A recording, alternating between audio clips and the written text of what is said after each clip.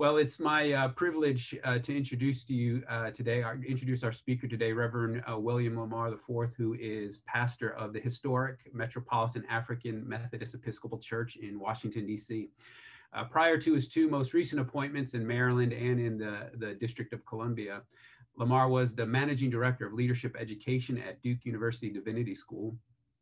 He has been actively involved with numerous community organizations to enact a social justice ministry in surrounding communities and to exhibit a real embrace of the beloved community. A magna cum laude graduate of Florida A&M University, Reverend Lamar earned the Bachelor of Science degree in Public Management with a minor in Philosophy and Religion and a certificate in Human Resource Management. He earned the Master of Divinity degree from Duke University and currently a doctoral student in the inaugural cohort of Christian Theological Seminary's PhD program in African American Preaching and Sacred Rhetoric. Reverend Lamar is an avid reader and writer. He's published articles in outlets such as the Christian Century, the Christian Recorder, Divinity Magazine, and many more. He has also been featured in the Washington Post, in the Afro-American, on NPR, Huffington Post Live, PBS, and the list goes on. Reverend Mars is married to Dr. Dana Williams, who is the interim dean of the Howard University Graduate School and chair of the Department of English. Most recently, Reverend Lamar and his church were in the national news because during a Proud Boys March in DC, a Black Lives Matter banner on his church property was torn down and destroyed. I will attach a link in the chat to his Washington Times op-ed article entitled, "My Church Will Replace Our Black Lives Matter Sign. Will America Replace Its Racist Myth?" The title of his talk today is God, King, and Kitchen Tables, which will connect with our theme for the semester for Heretics Club on healing. When Reverend Lamar confirmed that he would be willing and able to speak with us today, I knew right away something that I wanted to mention about him in this introduction.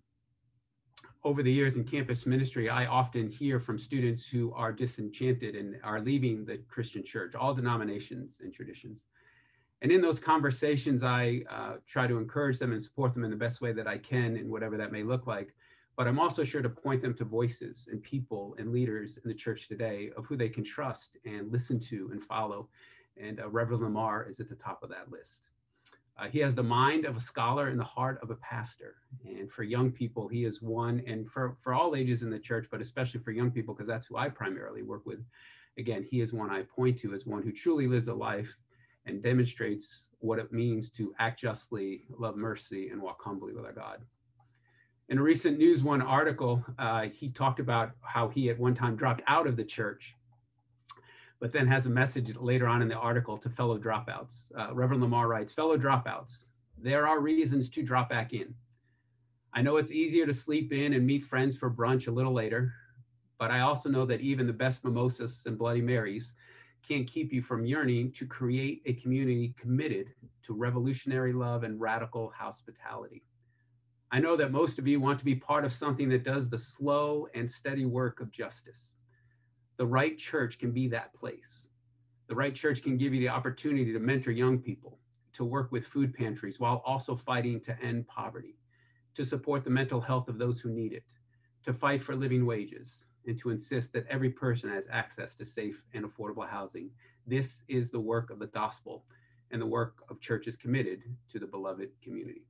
I can't think of anyone better to have speak to us today for our MLK Week Heretics Club. Will you please give a warm Zoom welcome to Reverend William Lamar? Thank you all very much. Corey, thank you for the opportunity. Corey and I met over a decade ago with some programming we were sharing in Durham, North Carolina, and it's a joy to be with all of you. I want to encourage you in the good work of education, of illuminating minds, hearts, and spirits, because God knows we need people with open hearts, open minds, open spirits to do the work of co-creation and building what is possible in this world we share. So I've asked the team to open our time together by sharing about a 5-minute YouTube clip, which has still photography, but you'll hear the voice of one whom you'll recognize. Never will forget one night, very late. It was around midnight. You can have some strange experiences at midnight. Telephone started ringing and I picked it up. On the other end was an ugly voice.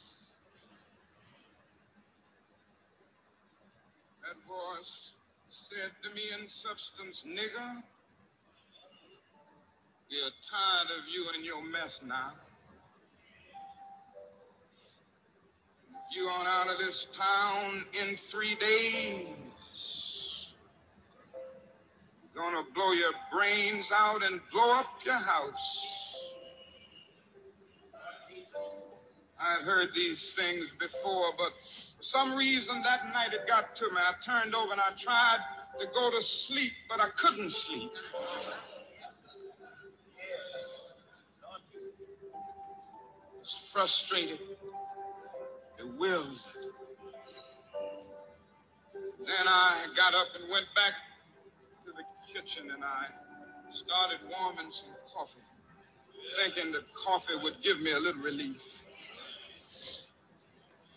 Then I started thinking about many things. I pulled back on the theology and philosophy that I had just studied in the university, trying to give philosophical and theological reasons for the existence and the reality of sin and evil. But the answer didn't quite come there.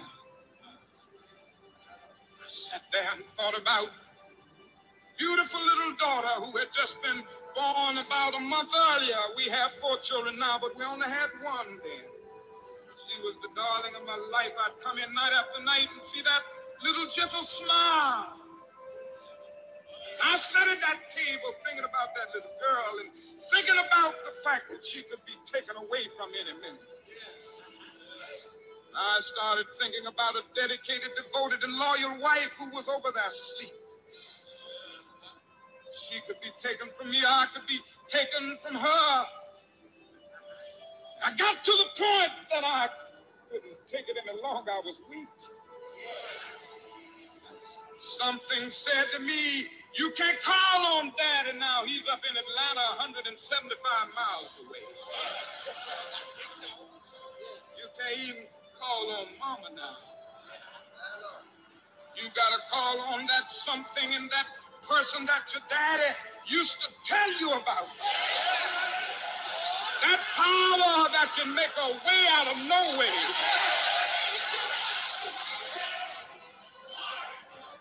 I discovered then that religion had to become real to me, and I had to know God for myself. I bowed down over that cup of coffee. I never will forget it. Oh, yes, I prayed a prayer, and I prayed out loud that night. I said, "Lord, I'm down here trying to do what's right. I think I'm right. I think the cause that we represent is right. But Lord, I must confess that I'm weak now. I'm faltering. I'm losing my courage. I can't let the people see me like this, because if they see me weak and losing my courage, they will begin to get weak." It seemed at that moment that I could hear an inner voice saying to me, "Martin Luther, stand up for righteousness. Stand up for justice. Stand up for truth. And lo, I will be with you even unto the end of the world." I tell you, I've seen the lightning flash. I've heard the thunder roll. I've felt sin breakers dashing, trying to conquer my soul. But I heard the voice of Jesus saying still to fight on. He promised never to leave me, never to leave me alone. No, never alone. No, never alone. Promise never to leave me. Never to leave me alone. I'm going on in, believing in him. You better to know him and know his name. Know how to call his name. Don't be a fool. Recognize your dependence on God.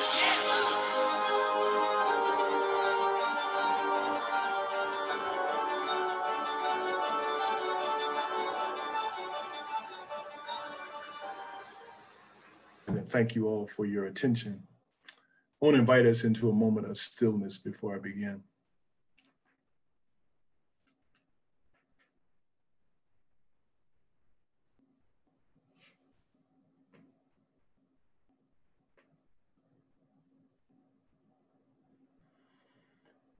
And now, Holy One, it is the watch of noon, the midday.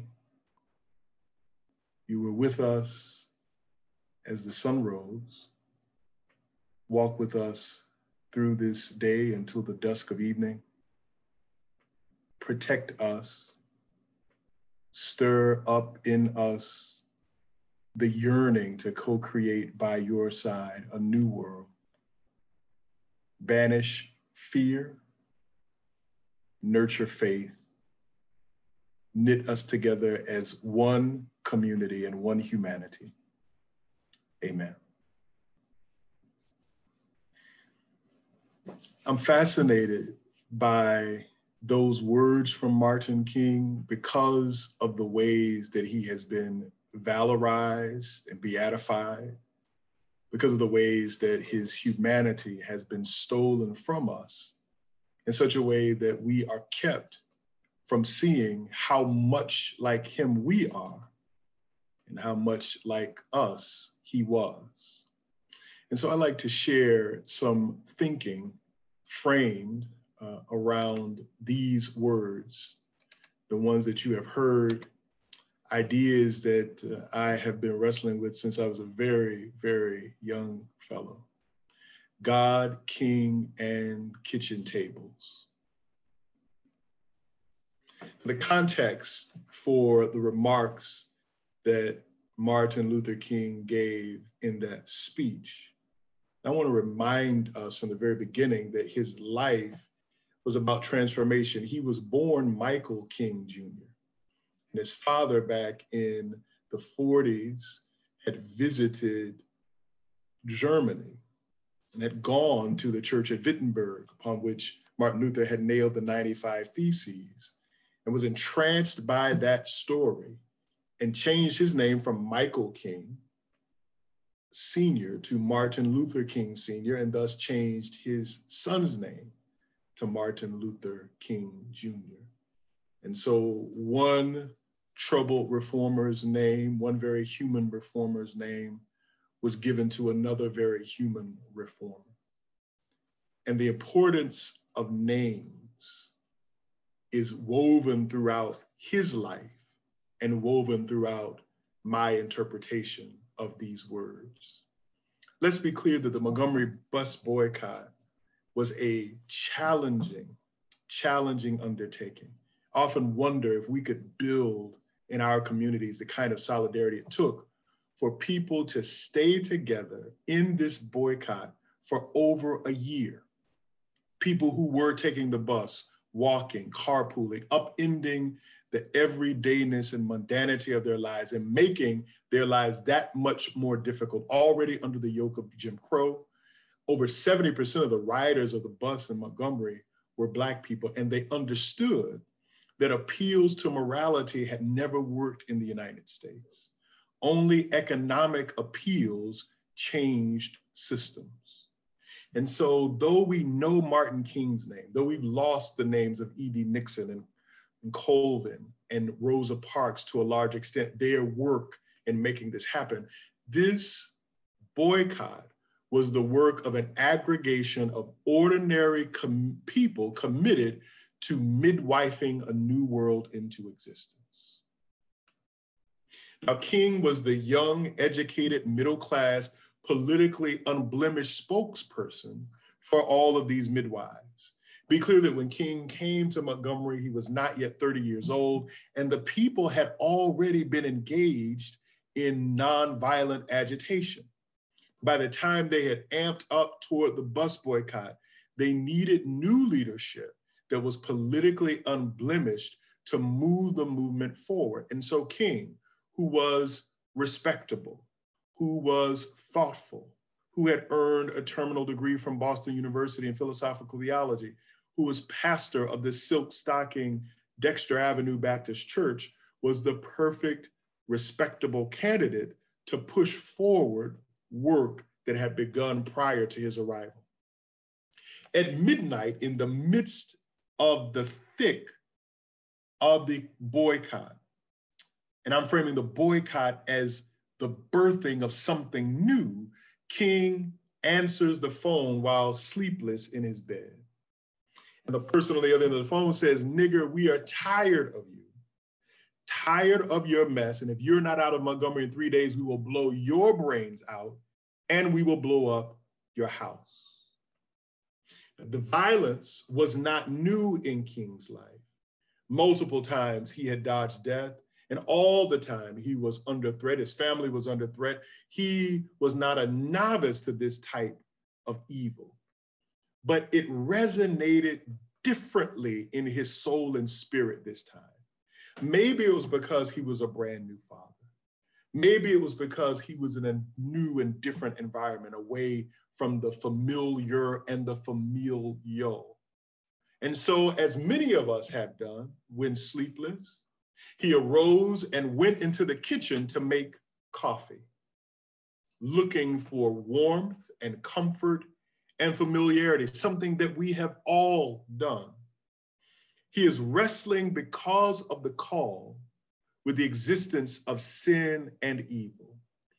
And like all of us, when wrestling with deep things that avoid easy answers, we lean on the resources that we have accumulated and acquired.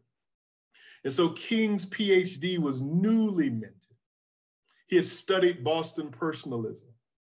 He had been in the hallowed halls of academia. And so he leans on theological and philosophical resources.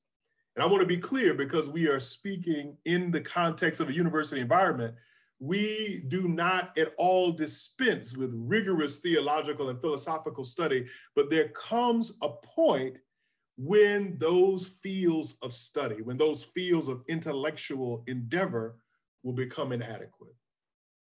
And so he thinks, in the midst of what's going on, of his new daughter, whom he names as the darling of his life. He thinks of his dedicated, devoted, and loyal wife, whom I also add is his intellectual interlocutor and partner. It was Coretta, with whom King had deep discussions around socialism and communism and capitalism. She was not just a housewife. She was also his intellectual partner. He thought about who she was to him. And he says here, in a way that I recognize, and I believe that you all recognize as well, siblings, he says that he is seized by weakness. Now, we hear on King's holiday grand speeches of a strong man. But he says here, I was weak, because he considered that harm could come to those whom he loved most in the world. He says he could not call on his father or his mother. And this is a major shift for King. If you read Claiborne Carson's collected writings of King, there are multiple volumes, you can find them online. When King was a young man, he wrote about how he did not fully believe in the divinity of Christ. He did not believe in a physical resurrection. As a young man, he wrestled deeply with Christian concepts and Christian dogma, understanding, and exegesis. Early on, his great mind was wrestling. And even in church school, he would upend the classes with his questions by pushing back and saying that he did not believe. And his father was the pastor of the church. And King, at this age, when the phone call comes, says that he now had to call on the power that his father used to talk about and preach about, because he had reached the end of what philosophy and theology could deliver to him. He said he needed to find a way to be in contact with that power that could make a way where there was no way. And so King says here, religion had to become real for him. King is making a confession that pietistic notions of faith and personal notions of faith had been difficult for him heretofore. They actually had met, while coming near his soul and his mind, a theological and philosophical moat that could not be crossed. King lets down the drawbridge for religion to become real for him in the midst of all of the violence, the cacophonous sounds of death all around him. King says here, in language that all of the regular Black church folk could have understood, he had to know God for himself. And so he bows down over a pot of coffee and he prays to the Lord audibly. He says, I'm down here trying to do what's right. I'm weak, I'm faltering, I'm losing courage. And King hears a voice.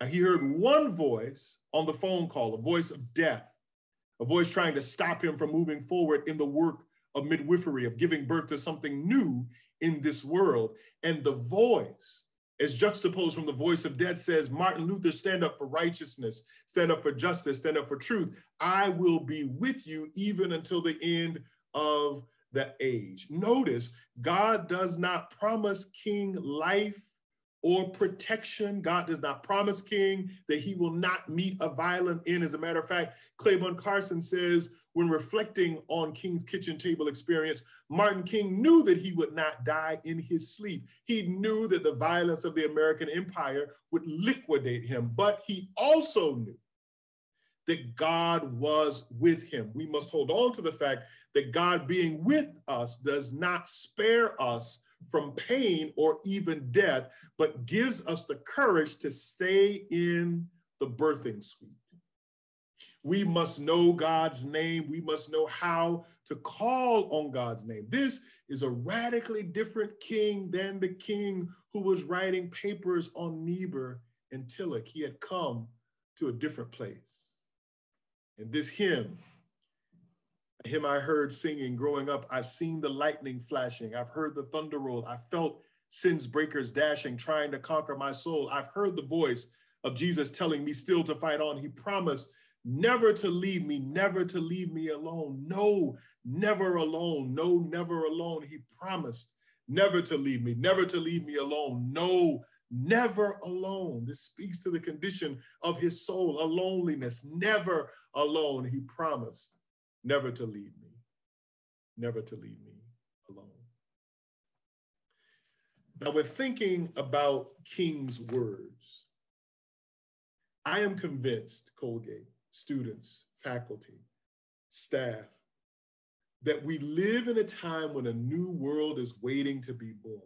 In every age, in King's age, in our age, a new world is waiting to be born amid the rubble of this world, amid the rubble of our contemporary moment. And each generation can name its rubble, but I am choosing to name the rubble fascism, authoritarianism, anarchy, white supremacy, kleptocratic capitalism, armed coups, Christian chauvinism. The list goes on and on about the rubble that surrounds us, that surrounds the young lives, the young minds, the young souls that you all are shaping at Colgate. We must open our eyes to the rubble all around us, but never lose the capacity to also realize we are in a liminal space.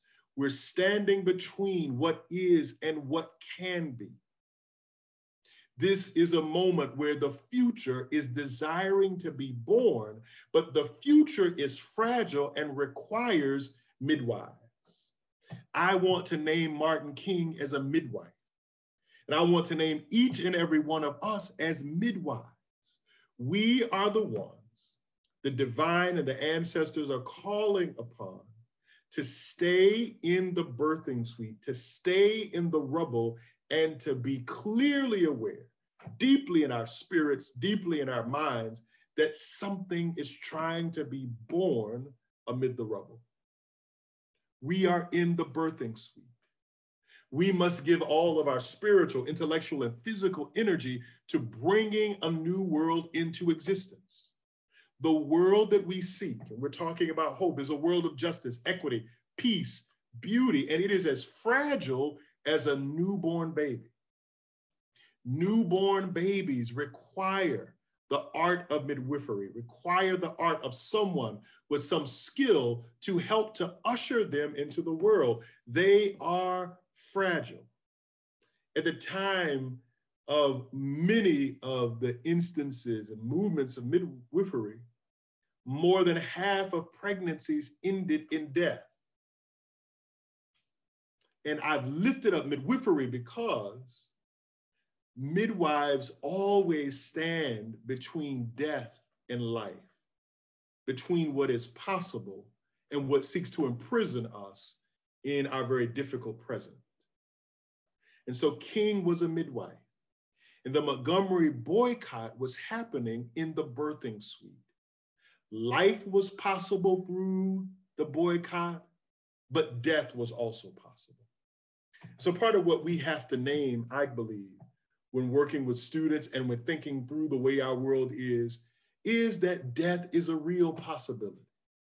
And by death, I mean not just physical death, but death of hope, death of perseverance, death of imagination and believing that how things are, that this is the way that God intended for the world to be, that the divine intended, that this is all human beings are possible of creating together, is the world as we see it. I firmly and vehemently reject that. The phone call that King received was a tool of death, an agent of death. It was a tool, not a toll, pardon me, a tool to stop the fragile life of justice from thriving. Remember, when something is seeking to be born, the forces of death seek its destruction. That phone call, nigger, we're tired of you. We're going to blow your brains out. We're going to blow your house up, is a tool of death. And King has death reverberating in his spirit when he is lying upon his bed and gets that phone call and forces himself up out of his bed. Here is where perseverance plays a role. When the forces of death weigh down upon us, we must move, we must persevere, we must go forward. He gets up. And our call is to stay in the birthing suite amid the reality of death. Because in the birthing suite, where death is possible, there is also a path for life. Working with the divine as the divine is giving birth is our vocation.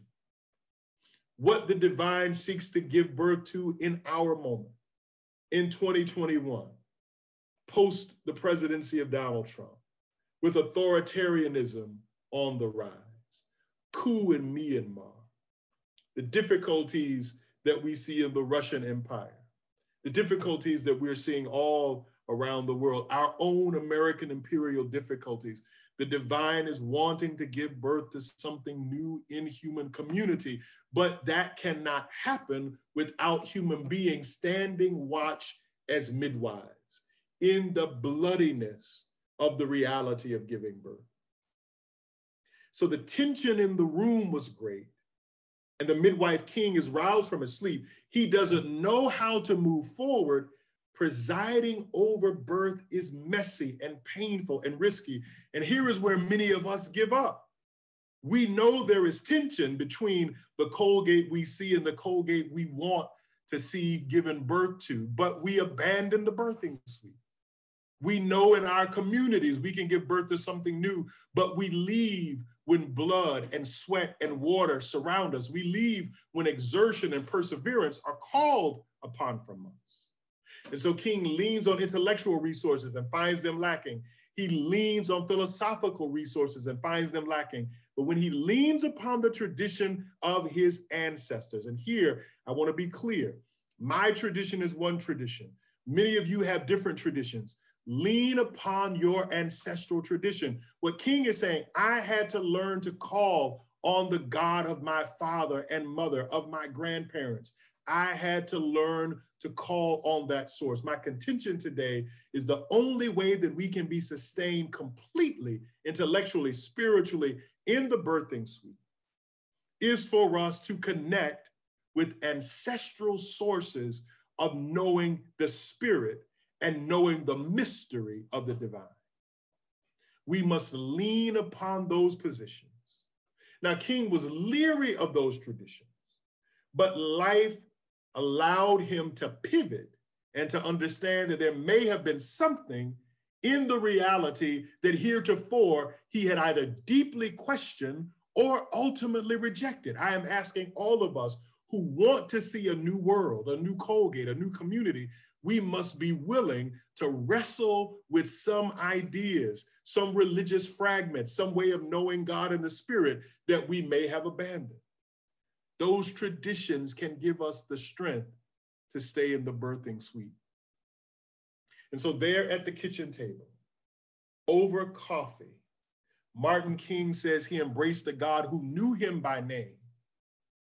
He says that God said Martin Luther called him by name. He gets a call from death. Then he gets a call from life. Martin Luther. And King realizes that the same way that God calls King by name, King must learn to call God by name, to be in relationship with the one who is giving birth to the new world and will give us the strength to stay in the suite as something new is born. We are called to be midwives.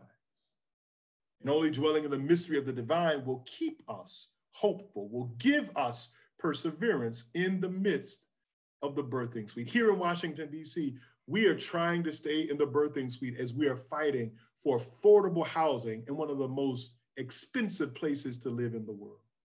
We're trying to stay in the birthing suite as our murder rates are catapulting. But we must bring to our city that which brings real safety. And police don't bring safety, but living wage jobs, education, healthcare, that makes for safety. In the birthing suite, there are those who tell us, no, we need more police officers. We say, no, those are not the tools of life. That is not what we are giving birth to. They say, no, we cannot afford to invest in affordable housing for people who are low wage, low wealth. We say, yes, because you have afforded ways to make the wealthy live lives of more opulence in the city. You can also give birth to this justice. We are fighting to stay in the suite. And the only way that I am staying is by remaining connected to the deep mystery of the one who has given life. Now, as we come to a close, I wanted to lift up the story of two midwives recorded in Exodus. A new king arose over Egypt who did not know Joseph. He said to his people, look, the Israelite people are more numerous and more powerful than we are. Come, let us deal shrewdly with them, or they will increase and in the event of war, join our enemies and fight against us and escape from the land. Therefore, they set up taskmasters over them to oppress them with forced labor. They built supply cities, Pithom and Ramesses for Pharaoh. But the more they were oppressed, the more they multiplied and spread, so that the Egyptians came to dread the Israelites. The Egyptians became ruthless in imposing tasks over the Israelites and made their lives bitter with hard service in mortar and brick and in every kind of field labor. They were ruthless in all the tasks that were imposed on them. The king of Egypt said to the Hebrew midwives, one of whom was named Shiphrah, the other Puah, when you act as midwives to the Hebrew women and see them on the birth stool, if it is a boy, kill him, but if it is a girl, she shall live. But the midwives feared God. They did not do as the king of Egypt commanded them, but they let the boys live. So the king of Egypt summoned the midwives and said to them, why have you done this and allowed the boys to live? The midwife said to Pharaoh, because the Hebrew women are not like the Egyptian women, for they are vigorous and give birth before the midwife comes to them. So God dealt well with the midwives. And the people multiplied and became very strong. And because the midwives feared God, he gave them families. Then Pharaoh commanded all his people, every boy that is born to the Hebrews, you shall throw into the Nile, but you shall let every girl live. All midwives exist between death and life. Pharaoh is trying to enlist these Hebrew midwives in the work of death, in the work of destroying male children so that Pharaoh can take advantage of those who remain. They refuse to listen to the one who calls at midnight and says, "We will kill you. We will blow up your house." They refuse to listen to those who are agents and tools of death. It says the midwives feared God and did not do as the king commanded them. Through their strength, through their ancestral connection to the divine one, they were able to stay in the birthing suite and to make life possible. Without them, no liberation. Without us refusing to listen to the pharaohs of the empire, refusing to listen to the pharaohs of conservative Christianity, refusing to listen to the pharaohs whose entire economy, theology is based upon death, refusing to listen to them and being willing to risk our very lives giving birth to that which will change the world. I want to tell you a story as I end about Miss Annie Mae. Our first pastoral appointment was in a small place called Monticello, Florida, about 30 miles outside of my home in Tallahassee. And I met there on my first Sunday in August of 1999, Miss Annie Mae. If you are from the South, you know many Miss Annie Maes. Miss Annie Mae was 99 years old when I became her pastor. She did not walk with a cane. She did not wear glasses. Miss Annie Mae told me many stories about Native Americans walking in front of the church, being forced off of their land.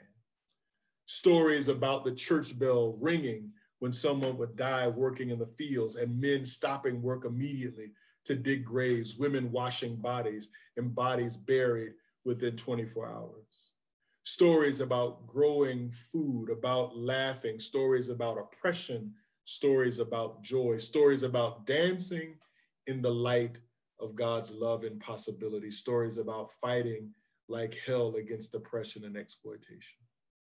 And Miss Annie Mae had 5 children by the time I met her, but she told me stories about having lost 3 children before her first child lived.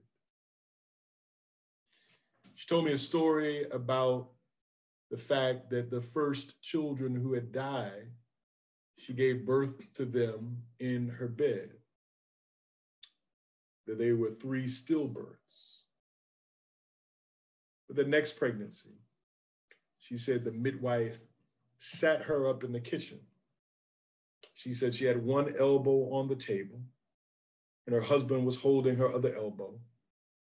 That the midwife had her reclined on a bench, that the stove was going, water was boiling, rags were prepared, and that the first living child she gave birth to was in the kitchen, that it was in the kitchen that there was afterbirth, but there was also in the kitchen where she heard the cries of a healthy baby. She reminded me that the kitchen was the place of nourishment and the place of life. I want to remind us that that midwife stayed in a strange place and gave to this woman who had buried 3 children who had not thrived, had put in her arms a child who lives to this day, as old as his mother. We are called to stay in kitchens, to stay in birthing suites, to risk what is necessary so that what we dream deeply for in this world, and what I believe God dreams of in this world, will become possible only if we take up our vocation as midwives, only if we do our work amid the death and life of the birthing suite. Thank you all very much, and may we all draw strength to do what we've been called to do.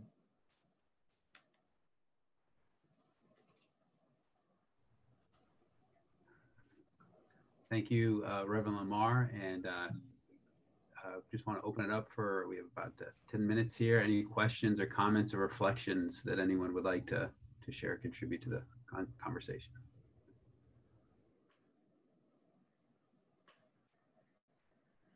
I will say my wife is sitting here, she clapped, which means it couldn't have been that bad.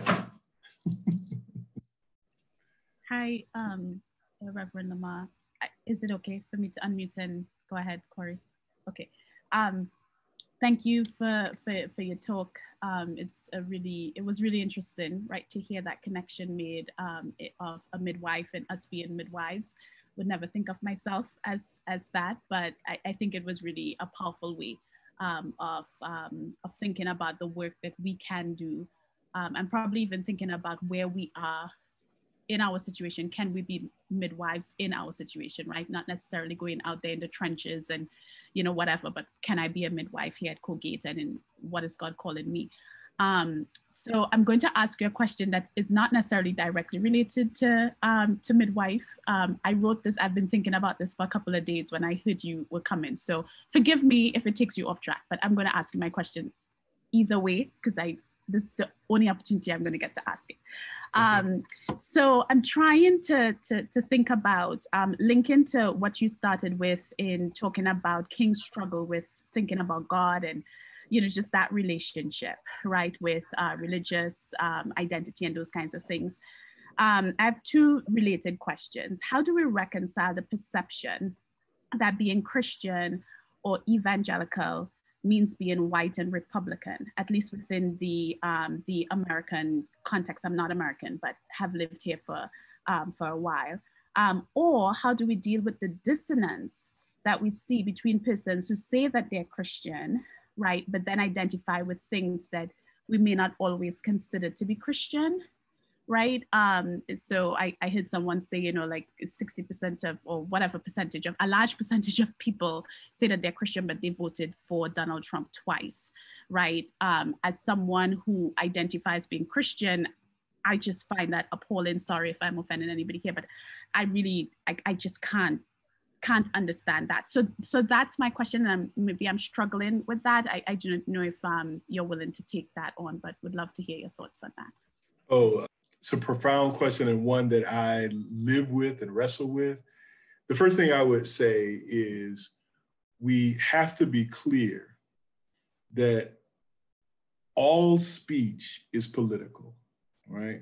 So when journalists write, it's informed by politics. So when someone tells us that the majority of Christians are one thing, politics are behind that.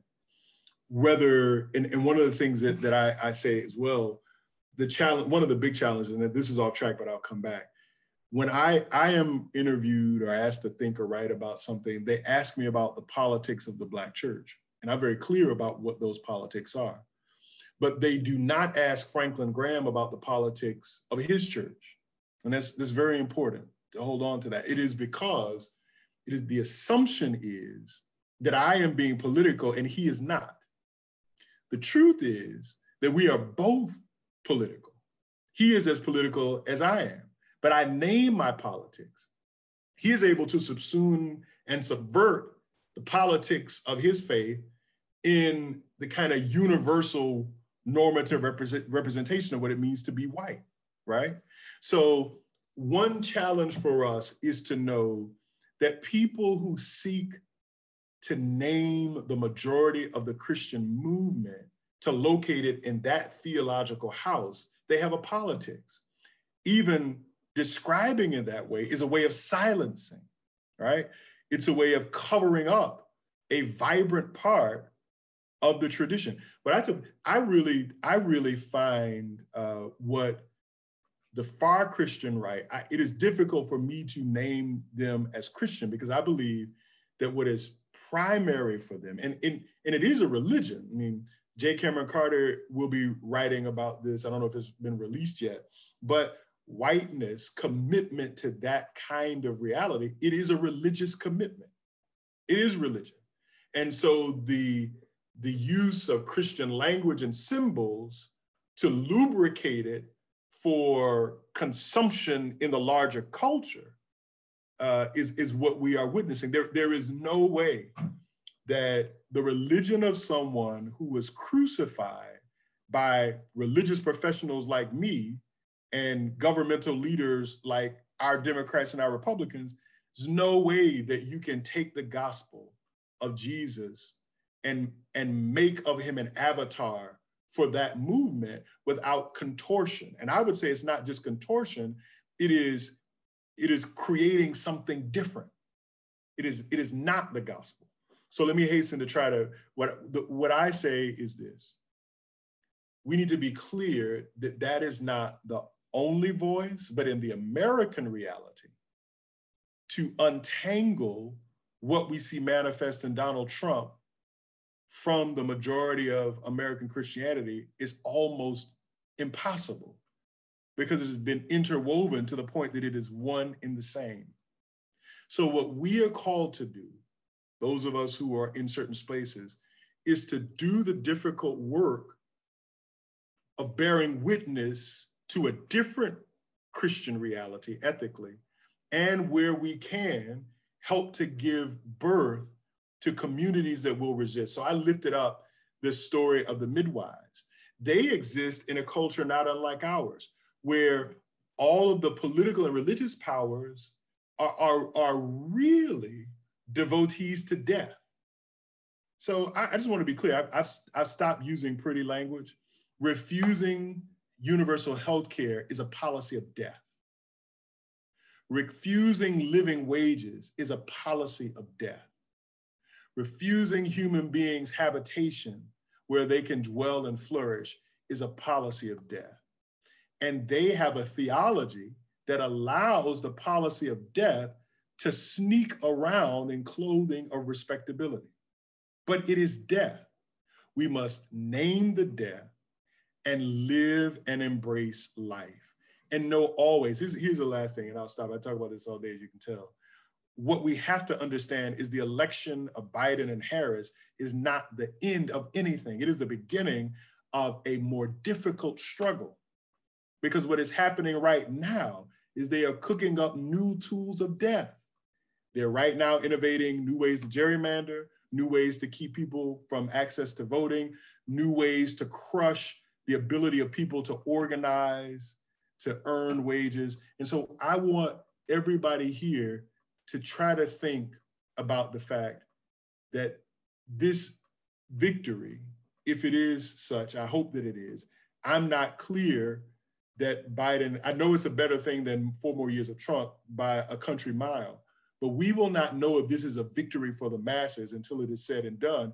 And also until we are willing to fight every tool of death and to fight the narrative of incrementalism. Rosa Parks, I read a quote from her recently. She said she was completely against incrementalism. Those who are for incrementalism are those who are already satisfied. You're only okay with incrementalism if you are not in front of the firing squad. I know too many people who have no patience for incrementalism. We together can give birth to something new. So I noticed that in Dr. King's remarks, he referenced Exodus 20.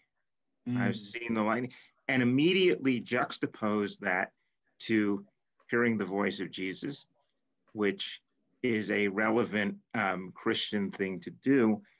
I was wondering the extent to which you're using the language co-creator with God draws off that kind of thing. And the reason I ask is because of the idea that that one honors one's parents because one's parents are partners with God in creating. Yes. I think it's a mistake to consider creation as complete. I think that God continues to create. And really, Barry, my theological thinking rests upon the human ethical imperative to co-create. What I'm saying about the midwife My imagery is that God or the divine, whatever language is comfortable for you, is pregnant. And that we must sit with God to help the birth to take place successfully. I think that the reason we have not seen born into the world what we desire in any sustained way is because we will not stay with the pregnant God. We will not stay and offer all of our wisdom to help the baby to thrive. Now, I know that every metaphor is difficult and fraught, and there are many holes in this one, but I hope you'll excuse the weaknesses of it to see what I mean when I'm trying to say true co-creation. So Paul talks about co-laborers. I think one of the issues of the politics of evangelicalism that April raised is that what it wants to do is to take responsibility away from human beings. It does two things. It denigrates human flesh and lifts up some type of piety that is devoid of being incarnate. So it takes the gospel and says what Jesus really wants you to do is die and go to heaven, when you read nothing of that in the gospel. It spiritualizes that which is deeply fleshly. And for us, you're right. There are many miracles in scripture. The one that I love is the man who is blind and Jesus spits, makes mud, puts it on his eye, tells him to go wash.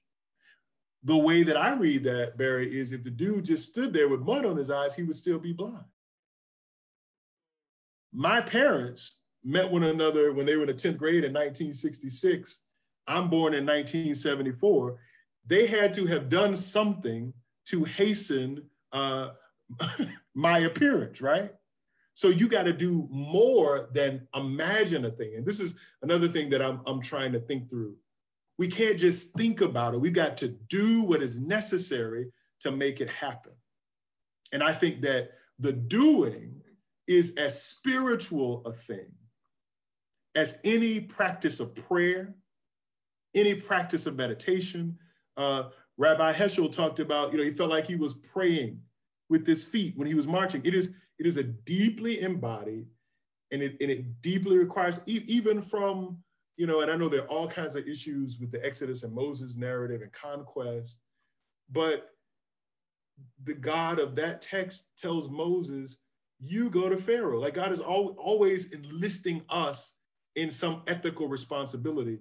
And I want to recover the ethical responsibility of co-creation without denigrating the spiritual life. So what King does at the kitchen table is he has a deeply spiritual awakening that really challenges how philosophical and theological he had been prior to.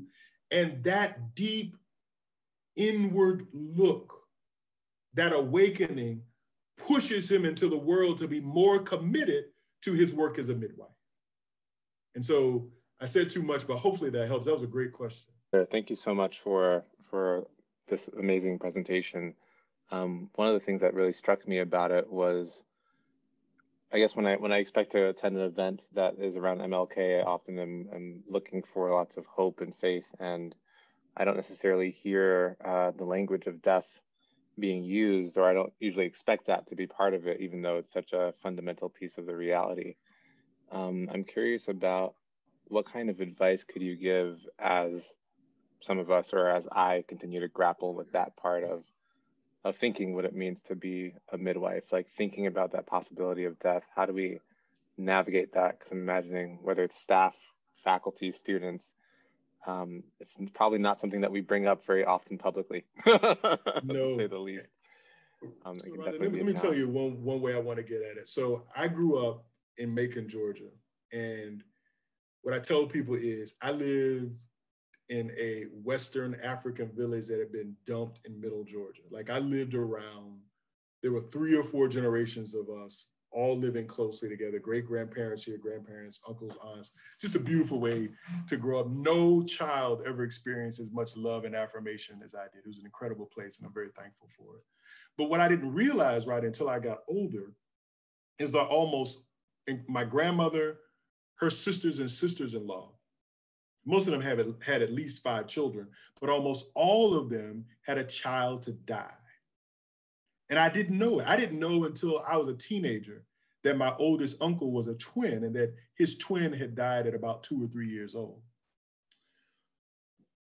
And as I began to process it, I was like, how come I don't know about this? Why didn't they talk about this? I think two things were operative. I am sure that the pain of that death never left my grandmother all of her 68 years. I'm also sure that part of what they were trying to do is to keep us from the pain of death, the immobilizing capacity that death has over us. I think what we have to figure out how to do, and I think we'll do it falteringly and failingly, but we have to do it. You have to make sure that each generation is aware of death's power and reality so that death will not catch them unaware. It is a great disservice. So one of the things I thank the church for, and others who came up in different faith traditions, the church taught me what death was early on. I have friends, I'm 46, who they're my age, they've never been acquainted with the power of death. And it takes them in a way that it doesn't take me because I have been taught. Now, what I think we've got to do in a very practical way, you've got to name where death is in your institutions, in your communities, and in yourself. Like that death has to be named and death's power must be acknowledged, but we must also understand that the power of life is greater than death's power. Now, that is only made manifest in true community.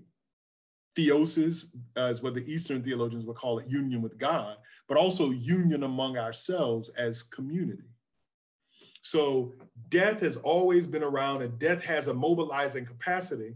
But what I have seen and what I saw in the lives of my grandmother and the women of her generation, that stench of death was probably only 3 deep breaths away from them at any time. They could still smell that. But they had practiced life in such a way that the living was authentic, it was beautiful, and it was invitational. And so I think that what my wife teaches at university, and she talked about how devastated students were when Trayvon Martin was, whatever language you want to use, murdered, lynched, whatever you may say. And it was because we had shielded them from the story of Emmett Till. You have to tell the truth about death so that people will understand the gift of life and practice life. And the last thing I'll say is the great poet Seamus Heaney, well, many of you may be familiar with. I read something that he wrote recently where he says, we must exist between the murderous nature of our past and the marvelous nature of what is possible in our future. And I think that understanding the power of death gives life different meaning.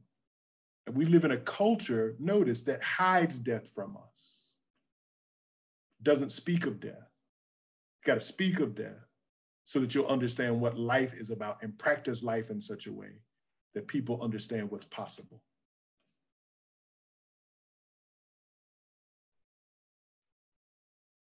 If I could ask a question, one of the challenges that I certainly face, within my church is that a wide range of political opinions can flourish in the same parish, right? And yes. There are, and so that just about, I mean, going back to what you were saying earlier about Christianity or life being inevitably political.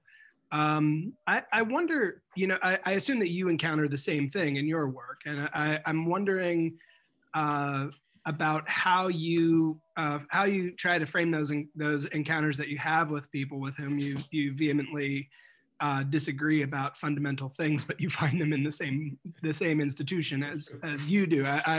It's an ongoing challenge, I think, for all of us at this moment when institutions are so there's so much tension about this stuff.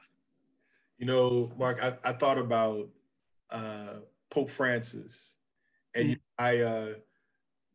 when I was driving into the city every day, I could pass by the national headquarters for the U.S. Conference of Catholic Bishops, and think about, you know, Biden is a faithful Catholic, right?